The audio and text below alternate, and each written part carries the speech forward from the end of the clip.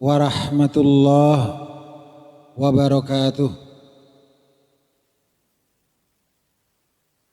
Alhamdulillahi rabbil alamin wal aqibatu lil muttaqin wassalatu wassalamu ala asyrafil anbiya'i wal mursalin nabiyyina Muhammadin wa ala alihi wa sahbihi ajma'in, amma ba'd.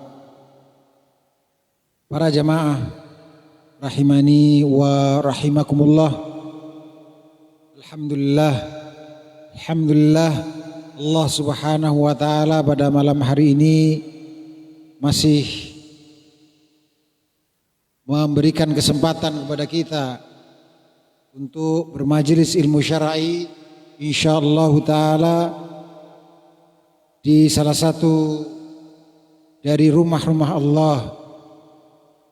Semoga Allah subhanahu wa ta'ala menerima amal ibadah kita bermajelis ilmu syar'i ini, sebagaimana kita juga berharap kepada Allah Ta'ala agar Allah menerima seluruh amal ibadah kita yang lainnya dan mengampuni seluruh dosa-dosa kita serta memasukkan kita ke dalam surganya tanpa hisab, tanpa azab. Allahumma amin.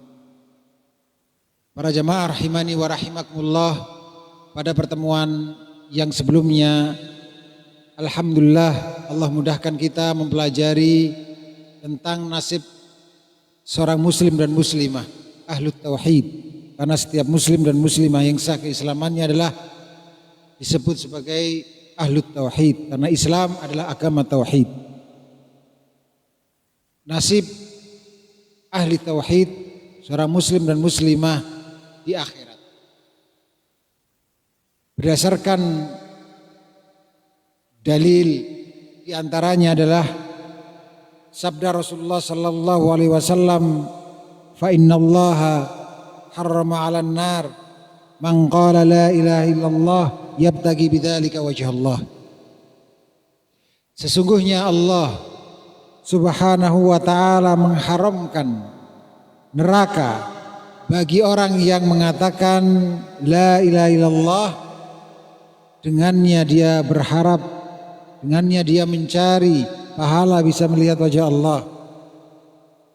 Ini menunjukkan orang yang mengucapkan kalimat tauhid la ilaha illallah dan melaksanakan tuntutannya, maka dia mendapatkan pengharaman dari api neraka, pengharaman neraka, yaitu dicegah dari masuk ke dalam api neraka.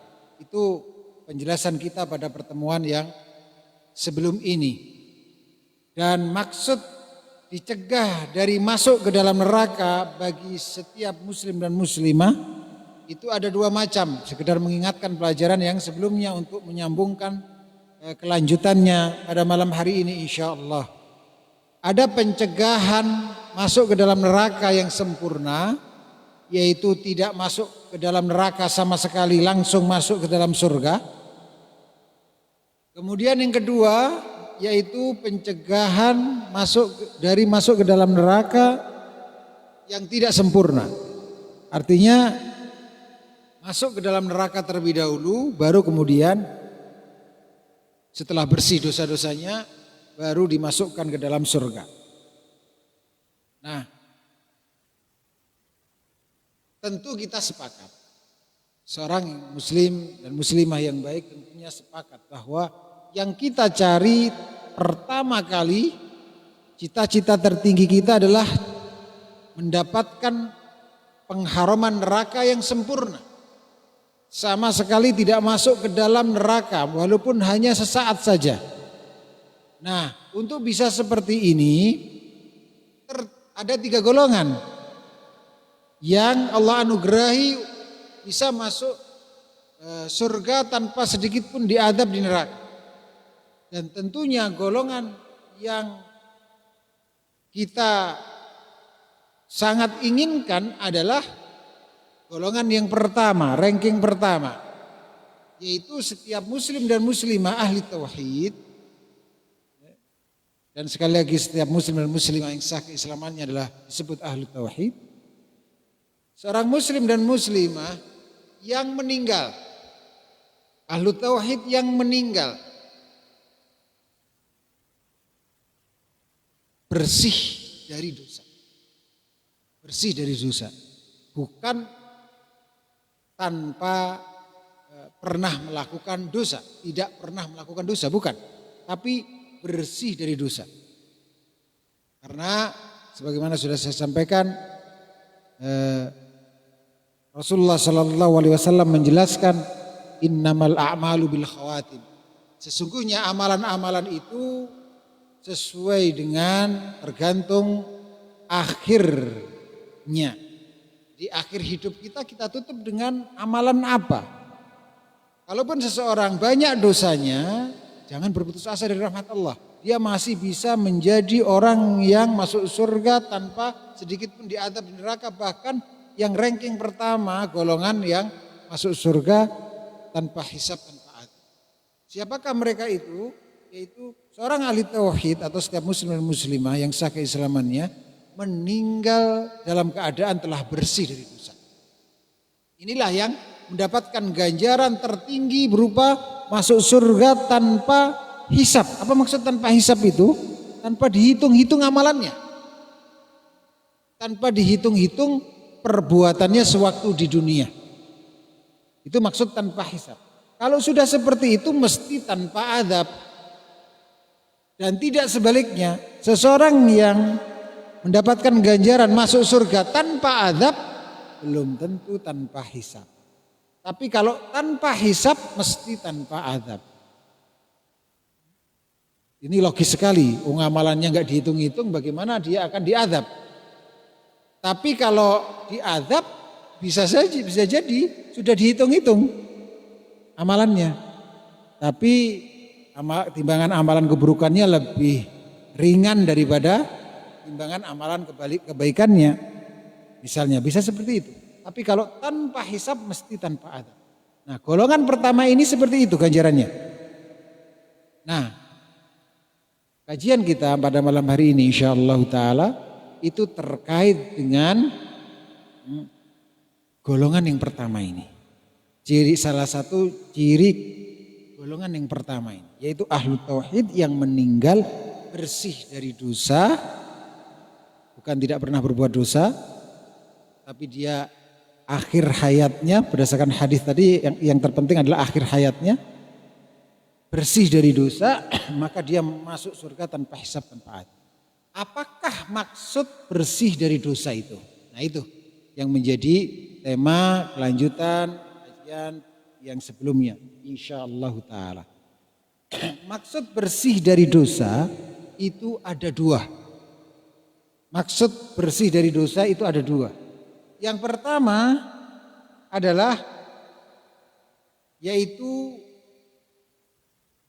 sudah bertaubat. Sudah bertaubat dari seluruh dosa-dosanya. Itu maksudnya bersih dari dosa. Walaupun dosa-dosanya banyak. Rahmat Allah itu sangat luas. Ampunan Allah sangat luas. Walaupun seseorang muslim atau muslimah itu banyak dosanya, ingin bertobat kapok, itu jangan justru kabarkan satu info yang salah bahwa Allah tidak akan mengampuninya. Tidak. Yang benar Allah Maha Pengampun. Dosa apapun dan sebanyak apapun, kalau memang bertekad kuat untuk bertaubat dan dia sudah memenuhi syarat-syarat taubat yang kemarin juga sudah saya sampaikan 7 syarat taubat. Setiap dosa itu syarat taubatnya. Yang pertama beragama Islam. Kemudian yang kedua ikhlas, yang ketiga adalah menyesal, kemudian yang keempat adalah berhenti dari kemaksiatan saat itu juga. Kalau terkait dengan hak manusia ya kembalikan, dia minta maaf, minta kehalalan. Kemudian yang berikutnya adalah bertekad kuat untuk tidak mengulangi. Kemudian berikutnya adalah sebelum matahari terbit dari barat, dan yang terakhir adalah sebelum nyawa sampai tenggorokan, walaupun dia masih hidup, kalau nyawa sampai tenggorokan tertutup pintu taubat. Sebelum nyawa sampai tenggorokan, alias sebelum sakaratul maut. Baik. Nah, maksud bersih dari dosa adalah dia taubati seluruh dosa-dosanya dengan terpenuhi tujuh syarat taubat tadi. Dengan terpenuhi 7 syarat taubat tadi. Cuman kan namanya kematian banyak kali mendadak. Padahal dosa kan banyak. Bisa jadi seseorang. Dan sebagiannya tentu terkait, sebagiannya kalau itu terkait dengan hak manusia, tentu dia tertuntut untuk mengembalikan haknya atau minta maaf, minta kehalalan. Sementara kalau misalnya meninggalnya karena kecelakaan langsung meninggal, waliyadzubillah, maka gak ada kesempatan lagi. Oleh karena itu, satu bentuk kemahabijaksanaan Allah di sini patut kita renungi. Allah maha bijaksana. Allah maha kasih sayang kepada kita. Allah masih beri kesempatan pakai jalur kedua untuk bisa bersih dari dosa di akhir hayat. Gitu. Nah, apa itu? Pakai amalan-amalan pelebur dosa. Nah, inilah malam hari ini tema yang akan kita pelajari insyaallah ta'ala. Apakah pelebur-pelebur dosa itu? Di dunia maupun di akhirat. Tentu syarat asasi mendasar untuk bisa dilebur dosanya ya harus bertauhid. Karena agama Islam itu agama tauhid. Maka ya harus bertauhid. Dasar dari untuk bisa dilebur dosa itu ya harus bertauhid. Harus menjadi seorang muslim dan muslimah yang sah keislamannya. Minimalnya itu. Maka harus dijaga tauhidnya. Agar jangan sampai musnah dengan syirik besar. Atau dosa yang setingkatnya. Karena ini ada dalil khusus untuk kelompok syirik besar dan yang setingkatnya ini akan benar-benar merusak dan melenyapkan, hilang sama sekali tauhid seseorang muslim dan muslim. Mana dalilnya? Allah Ta'ala berfirman, innallaha la yaghfiru ayyushraka bih wa yaghfiru ma duna dzalika liman yasha. Sesungguhnya Allah tidak mengampuni dosa kesyirikan. Tidak mengampuni itu maksudnya kalau tidak bertobat. Digabungkan dengan dalil yang lainnya. Kalau enggak bertobat, kalau itu sampai dosa kesyirikan, berdasarkan ayat ini tidak diampuni oleh Allah. Lalu bagaimana nasibnya di akhirat? Ya kalau itu kesyirikan besar, kemudian mati tidak bertaubat, ya sudah. Kekal selamanya di neraka. Waliyadzubillah. Karena syirik besar ini dan yang setingkatnya mengeluarkan pelakunya dari Islam alias memurtadkan. Waliyadzubillah. Dosa itu bertingkat-tingkat. Ada yang tidak sampai syirik besar dan yang sekelasnya. Itulah yang dijanjikan oleh Allah. Dalam ayat ini pula diampuni oleh Allah Ta'ala. Ada kemungkinan diampuni oleh Allah Ta'ala. Walaupun tidak bertaubat, walaupun belum sempat bertaubat. Cuman jangan sekali-kali mencoba-coba untuk tidak bertaubat. Asal enggak syirik, saya enggak taubat.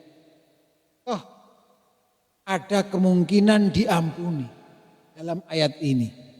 Karena Allah berfirman, wa yaghfiru ma duna dzalika liman yasha. Dan Allah mengampuni dosa di bawah kesyirikan. Di bawah tingkatan kesyirikan. Tapi ayatnya perhatikan, liman yasha, bagi orang yang Allah kehendaki. Oleh karena itu jangan main-main. Jangan mentang-mentang dosanya di bawah tingkatan kesyirikan lalu enggak bertaubat. Malah menjadi-jadi. Memperbanyak dosa asal enggak syirik. Nah, ini salah yang seperti ini. Karena apa? Belum tentu dia termasuk orang yang Allah kehendaki, termasuk orang yang Allah pilih untuk diampuni dosanya. Kan Allah berfirman, "Liman yasha", bagi orang yang Allah kehendaki. Gitu. Nah, oleh karena itu para jamaah rahimani wa rahimakumullah, pentingnya bertauhid itu di sini. Jadi keutamaan dapat peleburan dosa, bersih dari dosa, bisa bertaubat, itu syarat asasinya adalah bertauhid. Minimalnya jauhi syirik besar dan yang setingkatnya. Itu sudah harga mati. Tidak boleh namanya seorang muslim dan muslimah itu syirik besar, pantangan. Syirik besar dan yang setingkatnya. Maksud yang setingkatnya ini adalah kufur akbar, nifak akbar, kekafiran besar, kemunafikan besar. Itu yang dimaksud dengan syirik, yang dimaksud dengan setingkat syirik besar. Seperti itu.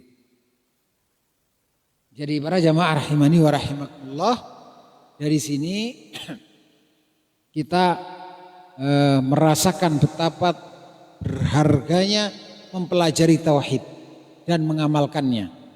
Tidak bisa dihitung dengan harta. Keselamatan dari syirik itu tidak bisa dihargai dengan harta. Maksudnya kalau banyak orang mengejar harta itu sampai lupa waktu, bahkan lupa ibadah, padahal ada yang lebih mahal dan itu termahal berupa selamat dari syirik besar dan yang setingkatnya sampai meninggal dunia. Itu penting sekali untuk kita pelajari. Semoga masih bisa kita bertemu kembali nantinya untuk semakin memperdalam apakah maksud syirik besar.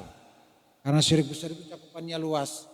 Ada syirik besar di dalam masalah ibadah, ada syirik besar dalam masalah yang terkait dengan nama dan sifat Allah, ada syirik besar yang terkait dengan masalah perbuatan-perbuatan Allah, ada syirik besar terkait dengan keyakinan, syirik besar bisa merusak ucapan, syirik besar bisa nampak pada perbuatan, syirik dan seterusnya. Ini perlu kita pelajari. Nanti meningkat lagi kepada penjelasan syirik kecil dan seterusnya. Karena syirik kecil juga bisa merusak hati, syirik kecil bisa lewat lisan, syirik kecil bisa lewat perbuatan. Jadi penting, padahal ini inti ajaran agama Islam. Dan perintah Allah terbesar adalah tauhid. Perintah Allah itu banyak, ada perintah sholat, perintah zakat, perintah haji. Tapi terbesar dalam Islam adalah tauhid. Selayaknya porsi terbesar belajar kita ya tentang tauhid. Walaupun yang lain juga dipelajari. Karena kalau sampai tauhid rusak, melakukan syirik besar, pelajaran-pelajaran agama Islam yang lainnya dipelajari dan diamalkan, gak ada fungsinya. Kenapa? Allah berfirman, lain asyrakta la yahbatanna amaluk. Sungguh, firman ini ada kata ganti engkau. Sungguh jika engkau melakukan syirik, siapakah yang dimaksud engkau di sini? Di antara tafsirannya adalah Rasulullah Sallallahu Alaihi Wasallam. Diandaikan, seandainya engkau wahai Rasulullah, utusan Allah yang paling mulia padahal, melakukan kesyirikan, la yahbatanna amaluk, sungguh akan gugur semua amalanmu. Syirik besar itu menggugurkan seluruh amalan. Ngaji, fikih, sholat penting, ngaji, fikih, zakat penting, semua penting. Ajaran agama Islam itu didorong untuk berlomba-lomba mengaji, ngaji tentang akhlak penting, tapi ngaji tentang tauhid jauh lebih penting. Karena kalau sampai tauhid rusak dengan syirik besar, ngaji-ngaji yang lainnya walaupun dilaksanakan ilmu dari majelis taklim tersebut gak ada gunanya kalau seseorang melakukan syirik besar berdasarkan ayat tadi merusak seluruh amal saleh. Ya. Para jamaah rahimani wa rahimakumullah, maka ini penting peleburan dosa itu. Sebelum kita memperinci apa macam-macam peleburan dosa di dunia dan di akhirat itu, perlu kita pahami tidak akan bisa mendapatkan manfaat atau fasilitas dari Allah berupa peleburan dosa kalau seseorang itu syirik besar, melakukan syirik besar. Tidak akan bisa mendapatkan manfaat peleburan dosa kecuali ahlu tauhid, orang yang bertauhid, seorang muslim dan muslimah yang sah keislamannya. Gak mungkin bisa mendapatkan peleburan dosa orang yang tidak sah keislamannya atau orang yang melakukan syirik besar dan yang setingkatnya. Sedangkan dia tidak ada udzur untuk dikatakan tidak berdosa. Artinya dia terpenuhi syarat untuk dikatakan berdosa dengan melakukan syirik besar. Baik, para jamaah rahimani wa rahimakumullah, penting kita mempelajari masalah peleburan dosa ini. Mengapa? Karena di dalam surat Az-Zumar ayat 73 disebutkan tentang orang-orang yang sudah divonis sebagai orang-orang yang berhak masuk ke dalam surga. Ketika pintu-pintu surga sudah dibuka, penjaga-penjaganya berkata kepada orang-orang yang sudah divonis masuk surga ini, dapatkan anugerah bisa masuk surga ini. Ketika pintu-pintu surga dibuka, penjaga-penjaga surga mengatakan kepada mereka dengan perkataan yang sangat indah, salamun alaikum. Kesejahteraan semoga tercurahkan atas kalian. Saya ulangi, kesejahteraan tercurahkan atas kalian. Tibtum, telah bersih kalian. Fadkhuluha khalidin, maka masuklah kalian kekal di dalam surga. Dari sini dapat diambil sebuah kesimpulan. Penjaga surga mengatakan kepada mereka ini, tibtum, telah bersih kalian, lalu kemudian dipersilakan untuk masuk ke dalam surga. Ini menunjukkan untuk bisa masuk ke dalam surga itu harus bersih dari dosa. Gak ada satupun penduduk surga yang masih bawa dosa belum dibersihkan. Gitu. Ini pentingnya belajar peleburan dosa. Harus pokoknya bersih baru bisa masuk surga. Gak ada satupun penduduk surga yang masih bawa dosa. Kalau mau masuk surga ya harus bersih dulu dari dosanya. Nah, pembersihan dosa itu, peleburan dosa itu di mana tempatnya? Bisa di dunia, bisa di akhirat. Bisa di dunia, bisa di akhirat. Nah, para jamaah rahimani wa rahimakumullah, mari kita mulai dengan mohon taufik kepada Allah Ta'ala, mengawali dengan apa sih maksud dari dosa dan apa maksud dari peleburan. Maksud dari dosa adalah sesuatu yang menyelisihi syariat atau perintah syariat, sesuatu yang menyelisih perintah syariat dengan bentuk meninggalkan kewajiban atau melakukan keharaman. Atau singkat kata namanya dosa itu hanya dua saja bentuknya. Kalau bukan meninggalkan kewajiban, ya melakukan keharaman. Sudah. Berarti yang melakukan makruh gak masuk, meninggalkan yang sunnah gak masuk. Seperti itu. Itulah dosa. Itulah dosa. Nah, kalau begitu apakah maksud peleburan dosa? Maksud peleburan dosa adalah Allah mengampuni dosa hambanya, memaafkan hambanya yang berdosa sehingga Allah tidak menyiksanya. Itu maksudnya dosa hamba dilebur oleh Allah Ta'ala karena hamba melakukan amalan-amalan pelebur dosa atau mendapatkan atau menjalani sesuatu yang dengan itu terlebur dosanya, dilebur dosanya oleh Allah. Yaitu Allah mengampuni dosa hambanya, memaafkan hambanya, sehingga tidak apa? Memaafkan hambanya yang berdosa sehingga tidak menyiksanya. Allah mengampuni dosa, maafkan hambanya yang berdosa sehingga tidak menyiksanya. Itulah maksud peleburan dosa. Jadi kalau seseorang itu melakukan pelebur dosa, melakukan pelebur salah satu dari pelebur dosa, maka dan amalan tersebut diterima oleh Allah Ta'ala, maka apa? Maka dia akan diampuni dosanya dan tidak disiksa oleh Allah. Itu makna dilebur dosa. Oleh karena itu taubat salah satu bentuk peleburan dosa. Dan taubat ini bentuk peleburan dosa yang universal, menyeluruh. Dosa apapun kalau dihadapi dengan taubat akan lebur semuanya. Apapun, sampai tahapan dosa murtad sekalipun. Kalau disikapi dengan bertaubat akan lebur. Asal terpenuhi 7 syarat taubat tadi. Jadi taubat adalah salah satu bentuk peleburan dosa. Ada satu pertanyaan.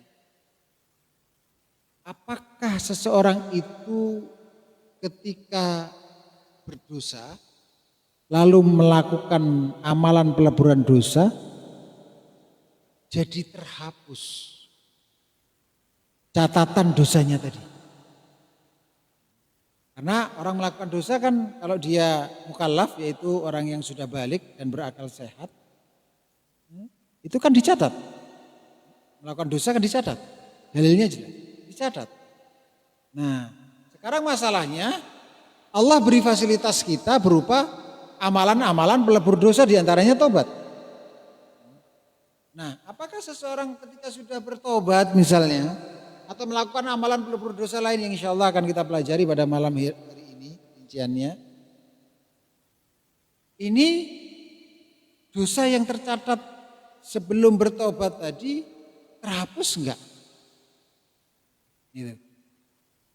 Ulama menjelaskan sebagaimana ini disampaikan oleh Ibnu Rajab rahimallahu taala bahwa dosa tidak bisa, catatan dosa itu tidak bisa terhapus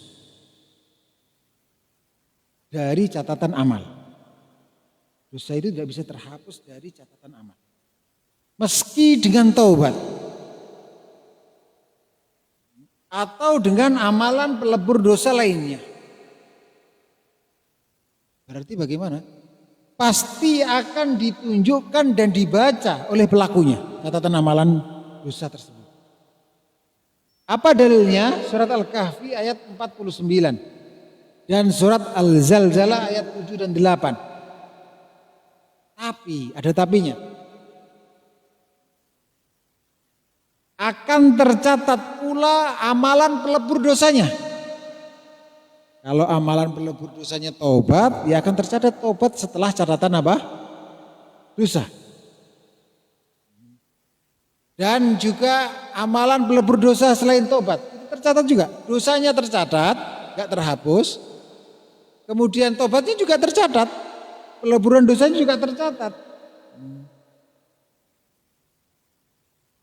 Hasil akhirnya kalau memang Allah terima tobatnya tadi karena terpenuhi syarat-syaratnya, atau Allah terima amalan-amalan lain selain taubat, amalan pelebur dosa lain selain taubat karena terpenuhi 2 syarat amal soleh, itu satu ikhlas yang dicari hanya ridho Allah, pahala Allah, surga Allah. Yang kedua apa? Sesuai dengan sunnah atau ajaran Rasulullah Sallallahu Alaihi Wasallam. 2 syarat amalan itu diterima, termasuk amalan pelebur dosa. Kalau diterima, walaupun masing-masing tercatat, dosa tercatat nggak terhapus, amalan tobat atau amalan pelebur dosa yang lain tercatat, hasil akhirnya kalau diterima ya tadi diampuni oleh Allah, dimaafkan, tidak disiksa. Begitu hasil akhir. Mari kita lanjutkan pada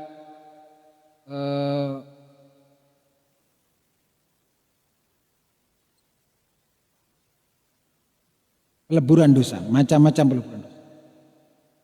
Jadi peleburan dosa itu ada 4 tempat ya.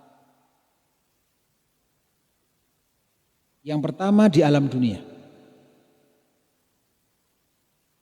Yang kedua di alam barzakh, alam kubur. Yang ketiga di padang mahsyar. Yang keempat di qantarah.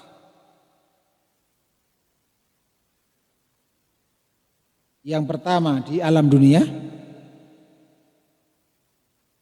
Kalau saya biasanya kalau mengisi kajian, berusaha saya siapkan satu rekaman videonya seperti ini di YouTube. Alhamdulillah sudah ada rekaman YouTube-nya yang bisa diulang kembali agar bisa bermanfaat luas. Kemudian yang kedua, biasanya saya share juga link catatan artikel agar yang terluput mencatat itu bisa melihat di artikel kami di website kami kajiantauhid.com. Itu biasanya kami share. Nah, nanti mungkin lewat panitia akan ana sharekan termasuk link yang kemarin.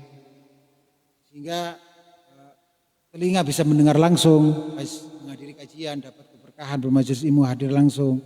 Kemudian kalau lupa ada videonya, kalau kemudian terluput mencatat mungkin dalil atau mungkin penjelasan ulama, perkataan ulama yang hendak disampaikan lagi mungkin kepada keluarga atau kepada dan seterusnya, ini bisa diambil faedahnya lewat artikel. Bahkan banyak kali juga saya siapkan PPT-nya untuk bahkan yang bisa ditampilkan di proyektor.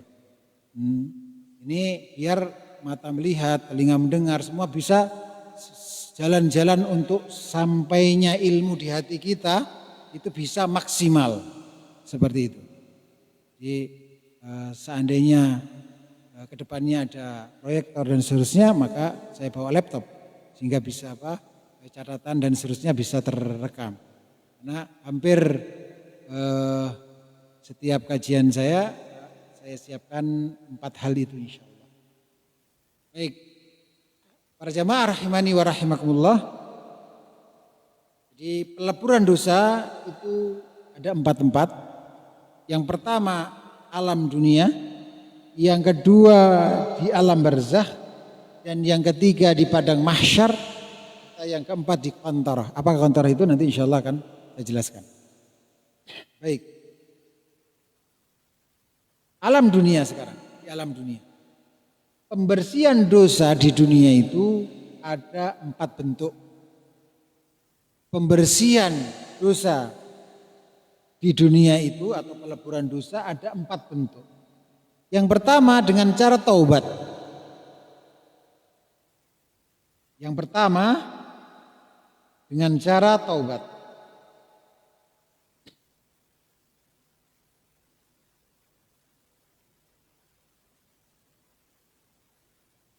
Dalilnya adalah surat Az-Zumar ayat 53, surat An-Nur ayat 31, juga Al-Furqan 68 sampai 70. Bahwa kalau kita terkait dengan taubat ini sebuah amalan peleburan dosa yang saya katakan tadi universal untuk menghadapi seluruh dosa apapun. Enggak kecil, enggak besar, enggak syirik, enggak bukan syirik ataupun bukan, semuanya kalau dengan taubat akan lebur. Asal terpenuhi 7 syarat taubat tersebut. 7 syarat taubat diterima. Kemudian yang kedua istighfar. Yang kedua istighfar. Astagfirullah. Rabbighfirli wa tub alayya innaka antat tawwabur rahim. Allahumma anta rabbi la ilaha illa anta khalaqtani dan seterusnya.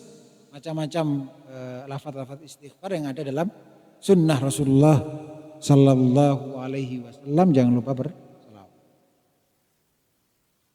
Istighfar, memohon ampun kepada Allah. Astagfirullah ya Allah, saya mohon ampun akan dosa-dosaku. Seperti itu istighfar itu. Berarti istighfar itu doa. Doa. Kalau doa apakah mesti dikabulkan? Jawabannya mesti dikabulkan. Apa yang diminta itu maksudnya. Kalau yang diminta adalah supaya diampuni dosanya. Apakah mesti diampuni dosanya kalau seorang istighfar? Karena setiap hari kita istighfar. Habis salam, sholat, astagfirullah, astagfirullah. Berarti enak. Kalau ini tercatat sebagai amalan pelebur dosa, habis maksiat, sholat aja, setelah itu astagfirullah, astagfirullah, astagfirullah, bebas sudah. Kita harus paham, istighfar ini doa. Kalau doa ya bisa dikabulkan sehingga diampuni dosanya, dosa orang tersebut, dan bisa juga tidak. Tapi kalau istighfar seseorang itu diiringi dengan taubat yang terpenuhi syarat-syaratnya, maka pasti dosanya diampuni. Tapi kalau hanya istighfar saja, nggak ada taubatnya, nggak terpenuhi 7 syarat diterimanya taubat tadi, ya tadi kembali kepada hukum asal doa. Ya bisa dikabulkan apa yang diminta dalam doa tersebut, bisa tidak. Kemudian yang ketiga adalah amal soleh. Kalau istighfar tadi dalilnya hadis riwayat Imam At-Tirmidzi dan hadis ini hasan. Jadi saya berusaha untuk setiap amalan pelebur dosa itu ada dalilnya. Karena memang kita mengajarkan Islam. Mengajarkan Islam itu mengajarkan dalil, mengajarkan Al-Quran dan Sunnah. Bukan mengajarkan pendapat pribadi. Baik. Amal saleh, pelebur dosa. Jadi yang ketiga adalah melakukan amal saleh. Yang karakteristik amal soleh ini semuanya saja, amal soleh apapun juga, itu secara umum sebagai pelebur dosa. Sebagai pelebur dosa.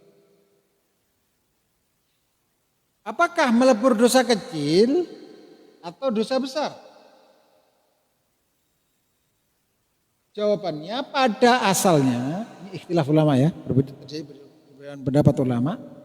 Pada asalnya namanya amal soleh itu misalkan infak, misalnya menolong orang tua ketika repot, sibuk dalam kerja mencari nafkah yang halal misalnya, atau kemudian menolong tangga yang sakit dan seterusnya.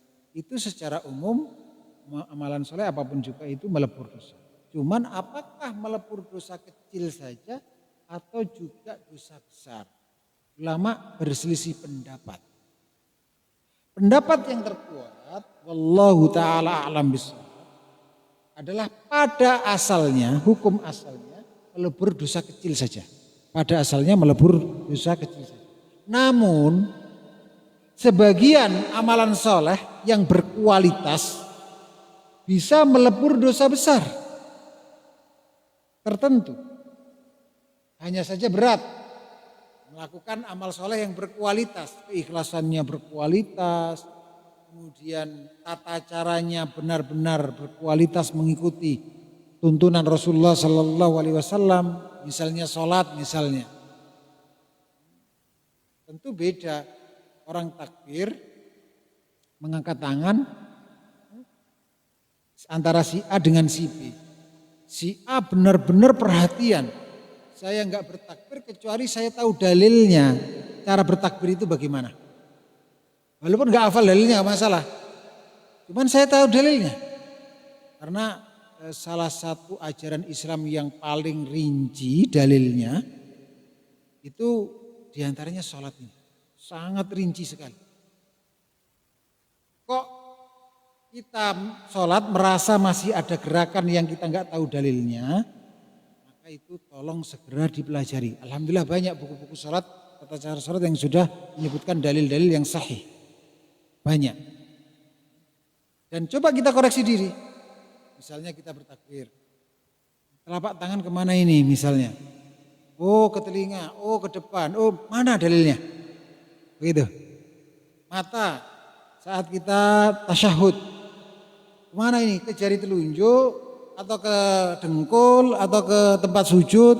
Mana dalilnya? Ini. Ingat, kita kan pingin peleburan dosa kan?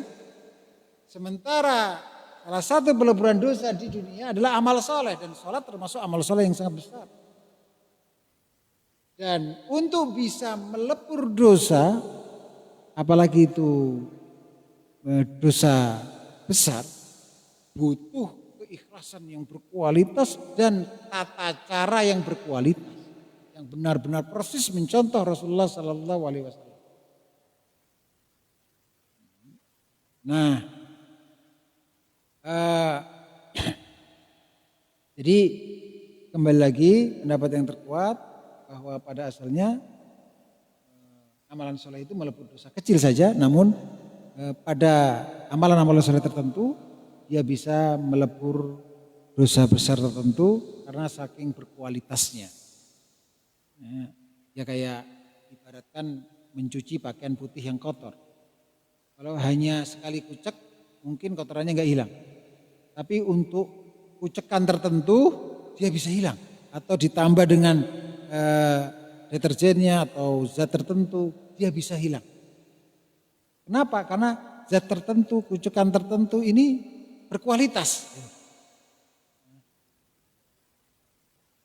Nah, para jamaah rahimani wa rahimakumullah, apa dalil amal soleh itu bisa menjadi sebab peleburan dosa? Surat Hud ayat 114. Kemudian yang keempat, peleburan dosa di dunia.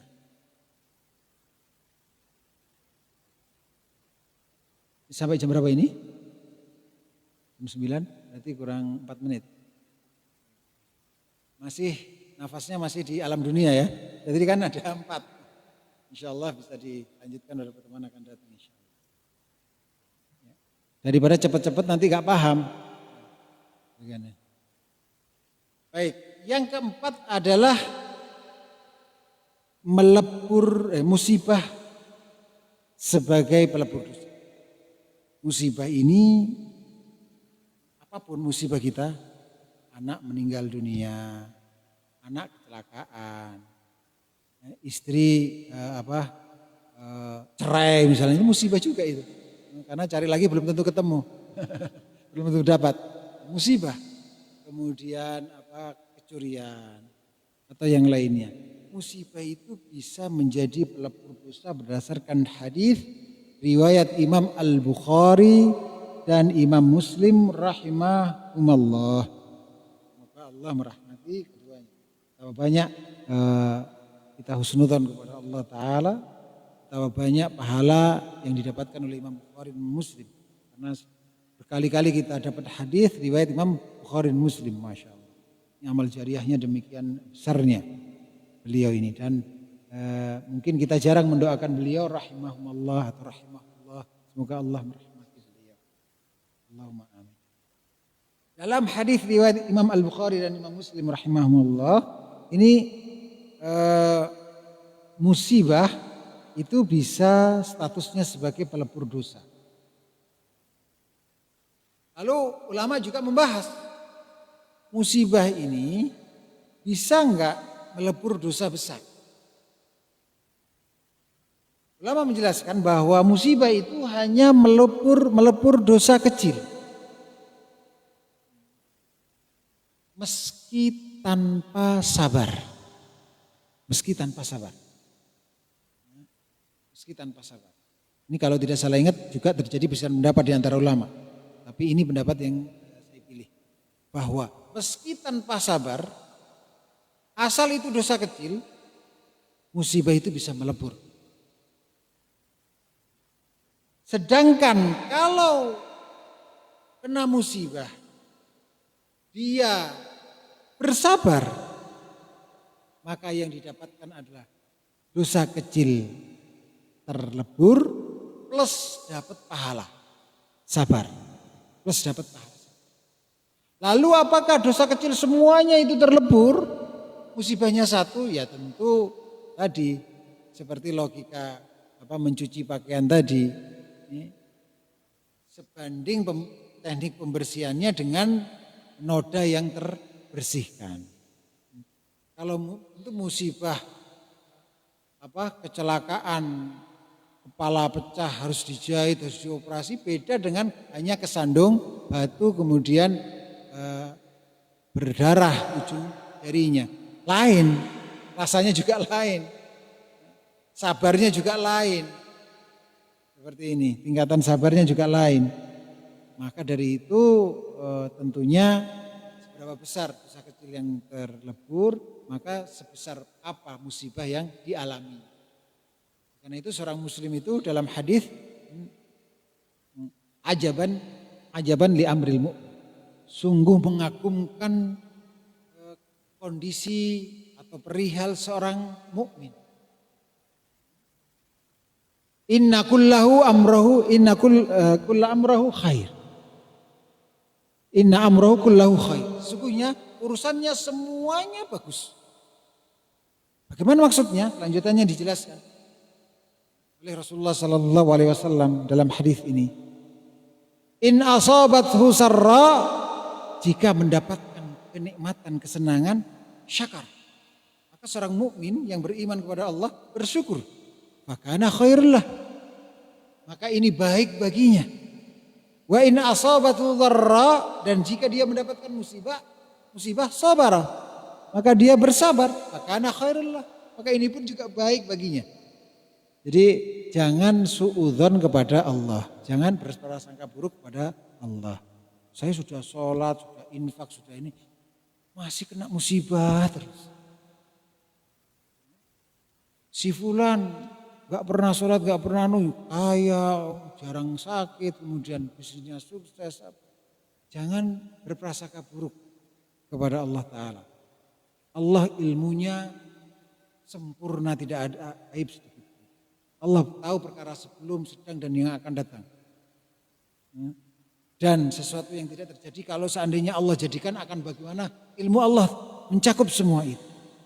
Allah Maha tahu siapa orang-orang yang kalau Allah jadikan kaya jadi bersyukur, dan siapa yang kalau Allah jadikan kaya jadi kufur.